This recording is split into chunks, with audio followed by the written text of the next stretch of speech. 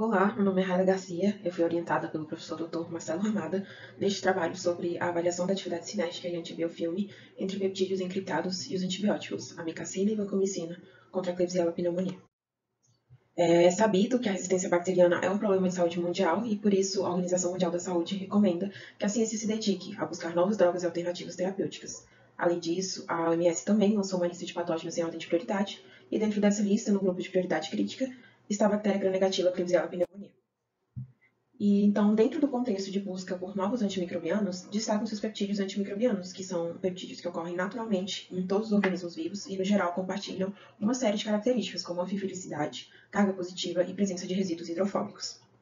Apesar de serem moléculas naturais, também é possível explorar genomas na busca de sequências peptídicas que não ocorrem naturalmente, mas que podem possuir atividade antimicrobiana. Esses peptídeos filtrados de genomas a partir de parâmetros físico-químicos são chamados de peptídeos antimicrobianos intragênicos ou encriptados. E o nosso grupo de pesquisa possui uma biblioteca desses peptídeos únicos, em que se encontram os peptídeos CS04 e SA2, que são alvos de estudo deste trabalho. Então, os peptídeos eles podem ser usados como antimicrobianos isoladamente ou em combinação, tanto entre si como com outras moléculas, como antibióticos convencionais. E ao fazer a estratégia de combinação, alcançando uma boa combinação é possível suavizar limitações e desvantagens dessas moléculas, principalmente a toxicidade e diminuição do potencial de adquirir resistência. Este trabalho ele avaliou o potencial antimicrobiano entre os peptídeos CS04 e SA2 em combinação com os antibióticos amikacina e vancomicina no combate da Klebsiella pneumoniae. O potencial antimicrobiano dos peptídeos foi avaliado a partir do teste de suscetibilidade, realizando um ensaio de microdiluição em caldo. O ensaio foi realizado em placas de 96 poços de fundo chato, em um volume final de 100 microlitros. A diluição seriada dos peptídeos SA2 e CS04 variou na faixa de 128 micromolar a 0,25 micromolar, e já para o antibiótico, a faixa de concentração utilizada foi de 20 micromolar a 0,039 micromolar.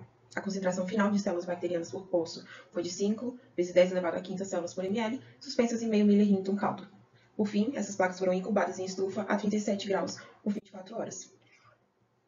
Então, comparado com a amikacina, a concentração inibitória mínima dos nossos peptídeos pode ter sido considerada alta, mas dentro da literatura é relevante, porque ela está dentro da faixa de MIC observada para peptídeos. Por exemplo, no trabalho de Dias, os peptídeos RCA1B-PEP1 e RCA1B-PEP2 apresentaram valores de MIC maiores que os apresentados pelos peptídeos SA2 e CS04 neste trabalho, ambos contra a Klebsiella pneumoniae. E no trabalho de Hitch, foi usada uma cepa de Klebsiella resistente a carbapenêmicos e foram avaliados 10 peptídeos sintéticos, em que os MICs variaram de 1,6 até maior que 31 micromolar. Essa concentração de 1,6 é inclusive menor que a de alguns antibióticos, como, por exemplo, o valor do MIC da amikacina no meu estudo, que foi de 1,17. E mesmo assim, cerca de metade dos peptídeos testados tiveram uma concentração de MIC de cerca de 8 micromolar, que é equivalente ao do CS04. A fim de determinar se essas concentrações testadas possuíam um caráter bacteriostático ou bactericida, foi realizado o teste de concentração microbicida mínima.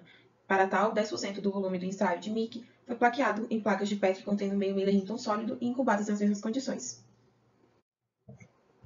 Aqui é a demonstração de que a concentração bactericida desses peptídeos foi mais alta que a concentração inibitória.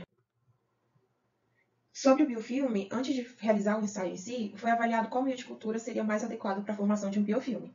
Para isso foram testados 4 meios diferentes, mas infelizmente a cepa utilizada não conseguiu formar um biofilme robusto para dar prosseguimento aos testes, por isso o experimento foi descontinuado. Por fim, foram feitos ensaios de combinação pela técnica checkerboard, que é um ensaio de microdiluição em caldo entre duas moléculas diferentes. Após o ensaio, foi calculado o índice de concentração inibitória fracionária, que classificou a combinação em indiferente, sinérgica, aditiva ou antagônica.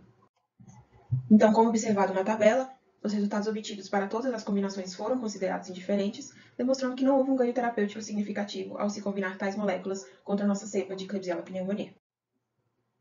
No entanto, já existe na literatura diversos casos de combinações cinéticas entre peptídeos e antibióticos, principalmente devido a uma desestabilização membranar ou a formação de poros pelos peptídeos que permitem a entrada facilitada dos antibióticos. Então, apesar de não ter sido observado um efeito sinérgico entre as combinações avaliadas neste trabalho, o intuito de usar o antibiótico vancomicina com os peptídeos, mesmo sabendo que é um antibiótico que não seria eficaz contra gram-negativas, era o de observar se esses peptídeos permitiriam o acesso da vancomicina ao ambiente intracelular. Apesar de não termos observado um efeito sinérgico entre as combinações testadas, os resultados aqui obtidos corroboram o potencial antimicrobiano de peptídeos encriptados contra micro-organismos de relevância mundial. Além disso, estes dados complementam o que vem sendo estudado sobre peptídeos encriptados no nosso grupo de pesquisa. Muito obrigada!